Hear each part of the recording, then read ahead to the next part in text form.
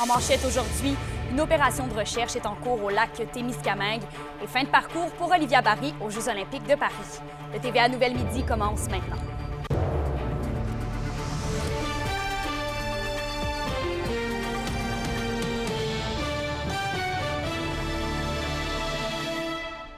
Bonjour à tous et bienvenue au TVA Midi.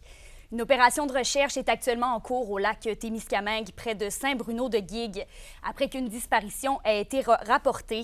C'est la police provinciale de l'Ontario qui est actuellement responsable du dossier. La Sûreté du Québec est également présente afin de leur porter assistance aux besoins. On va évidemment vous tenir au courant de tout développement. Et on se dirige aux Jeux olympiques de Paris maintenant, puisqu'un rassemblement a eu lieu hier matin pour suivre en direct la course de vélo sur route de la Rouyn-Norandienne Olivia Barry. Et Sophie, vous étiez sur place. Comment était l'ambiance? Très belle ambiance. Là, on sentait la fébrilité de toutes les personnes présentes, mais surtout leur fierté, évidemment, de voir une athlète de la région se rendre à un niveau aussi élevé. C'est une vingtaine de personnes environ qui se sont rassemblées au club de ski de fond des 20 tout au long de la course de 158 km qui a duré environ 4 heures. Et plusieurs membres de l'entourage de la cycliste de 26 ans ainsi que des adeptes du vélo étaient présents. Donc, je vous laisse entendre quelques-uns de ces partisans. C'est important pour nous autres de vivre cette expérience-là en gang. Puis aussi de savoir, Olivia sait qu'on est tous ici aujourd'hui. Fait que je pense qu'elle a bien reçu l'énergie, sa famille aussi. Je pense que c'est un moment dont on va se souvenir longtemps. Puis on va la regarder aller pour les prochains Jeux aussi. C'est un exploit en soi là, pour une athlète de Rouyn-Noranda comme Olivia Barry, entre autres, de s'être rendue aux Olympiques. C'est une petite fille qu'on a vu progresser à travers les années. On souhaite le meilleur. Peu importe ce qui arrivera, on sera toujours très, très fiers d'Olivia. Et Olivia Barry a finalement terminé la course en 44e position, derrière sa coéquipière canadienne Alison Jackson, qui a fini, elle, en 19e position. Somme toute, comment s'est déroulée la course de la cycliste, Sophie? Oui, bien, Olivia Barry était dans le peloton de tête jusqu'au 50e kilomètre au moment où il y a une chute qui est survenue devant elle et ça a causé un embouteillage qui a nui à l'athlète rouyn-norandienne qui n'a pas été en mesure par la suite de rattraper les meneuses. Je vous rappelle que plus tôt dans les Jeux, donc le 27 juillet, Olivia Barry avait terminé 20e à l'épreuve du contre-la-montre individuel.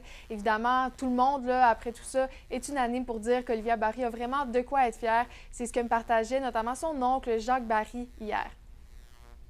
Très, très fier. Ça ne change pas. Alors, comme j'avais dit à Olivia plusieurs fois, j'ai roulé avec elle. J'ai dit, tu as une chose à faire, amuse-toi. S'amuser, si tu es capable de t'amuser, tout va bien aller. Olympique d'Olivia Barry soit fini. Sa saison n'est pas encore terminée puisqu'elle va participer au Tour de France féminin qui va débuter le 12 août et ensuite au championnat du monde. Oui, on va évidemment continuer de suivre toutes ces épreuves. Merci, Sophie. Je vous en prie. La question du jour TVA, une présentation de Mobilier Bélan qui vous offre depuis plus de 50 ans un service de qualité et un grand choix de matelas mobilier électro au prix compétitif que vous recherchez. À la question du jour, on vous demande, avez-vous suivi le parcours d'Olivia Barry aux Jeux olympiques de Paris? Pour voter et commenter, rendez-vous au tvaabitibi.ca.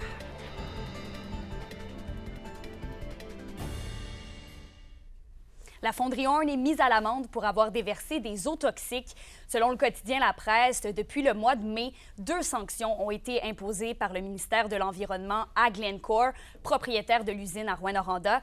C'est le rejet d'eau usée toxique dans un affluent qui termine sa course dans le lac Rouyn qui a poussé le ministère à donner la sanction maximale de 10 000 $ à l'entreprise. Selon Glencore, la haute toxicité retrouvée dans l'échantillon analysé demeure inexplicable malgré les recherches exhaustives effectuées à cet égard. La multinationale a indiqué avoir remis au ministère un nouveau plan d'action sur cet enjeu le 30 juin dernier. À Lebel-sur-Quivillon, maintenant, la municipalité fait un rappel à l'ordre quant au règlement de sa plage municipale. Depuis quelques semaines, la ville remarque que l'emplacement est dans un état lamentable de propreté tous les matins. Selon les équipes municipales, plusieurs déchets sont retrouvés, comme des canettes vides ou encore des bouteilles de vin. La municipalité rappelle d'ailleurs que les contenants de verre sont interdits et qu'il est proscrit de camper sur la plage.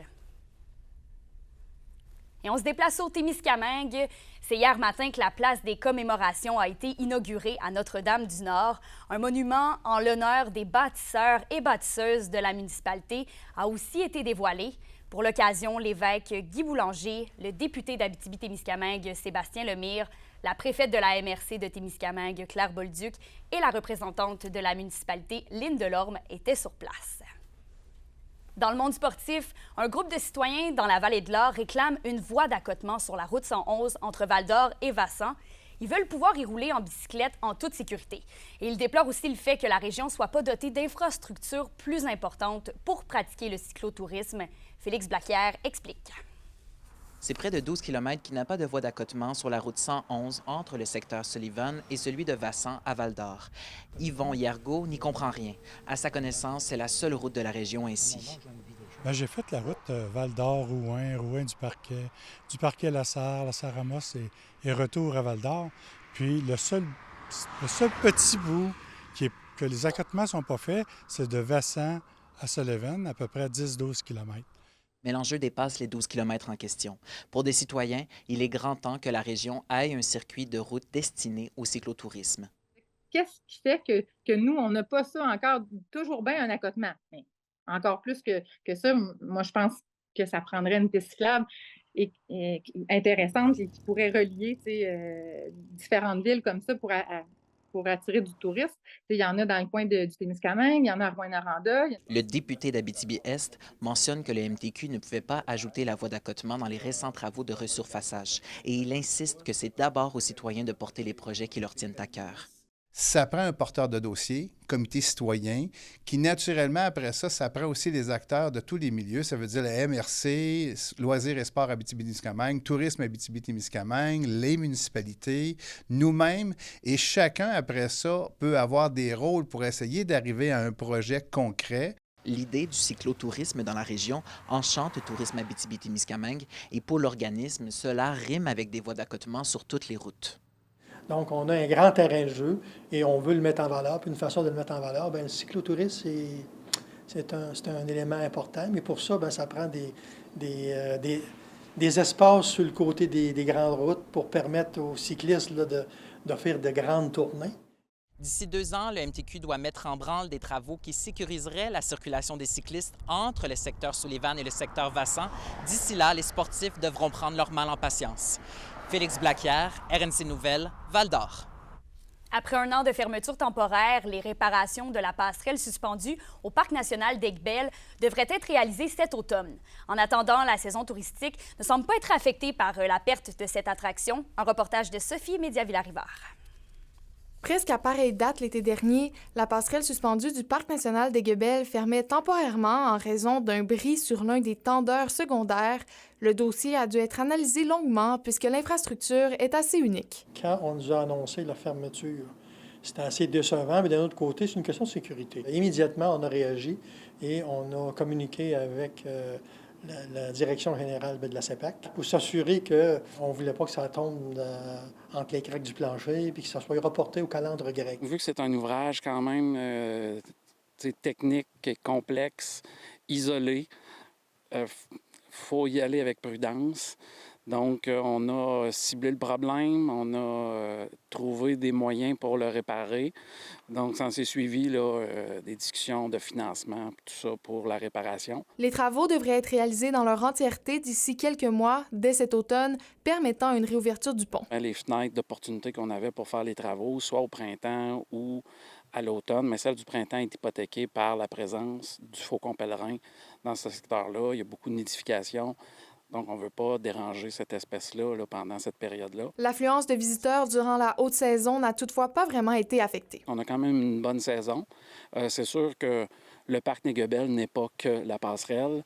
Le parc Aiguebelle, on a beaucoup d'autres sentiers. On a l'escalier hélicoïdal, on a la tour des garde-feux, le mont dominant. Chacun y trouve son compte, je pense, dans l'observation, puis dans les sentiers à parcourir. Puis il y a beaucoup de monde qui vont voir la passerelle en sachant qu'ils ne peuvent pas passer dessus, ils vont juste la voir. S'approchent, prennent des photos devant la passerelle. Ça reste quand même un ouvrage exceptionnel. Il y a plusieurs autres projets dans les cartons pour le Parc national d'Aiguebelle. L'équipe travaille notamment sur la construction d'un observatoire dans le secteur Tachereau et sur une candidature pour devenir un géoparc de l'UNESCO. Sophie Média-Villarivard, RNC Nouvelles, au Parc national d'Aiguebelle. Au Culturel, le centre d'exposition d'Amos inaugure la 4e édition de son circuit photographique extérieur. Il est situé sur le sentier pédestre urbain qui longe les abords de la rivière Arikana. Ce parcours artistique offre aux résidents et aux visiteurs une occasion de découvrir la technique de la cristallographie à travers les 18 œuvres du photographe Del Totov qui nous transportent dans l'univers de l'infiniment petit. Le circuit photographique est accessible en tout temps à partir de la 10e avenue Ouest ainsi qu'à partir de l'avenue des Forestiers. Pour une nouvelle importante à nous communiquer, contactez-nous. Nouvelle au pluriel @rncmedia.ca, par téléphone 1-866 463 4636 et notre site web tvabitibi.ca.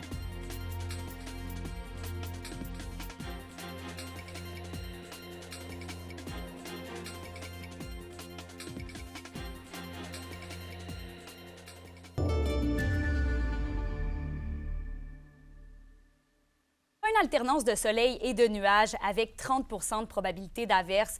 Plus tard cet après-midi, il fera un maximum de 22 degrés.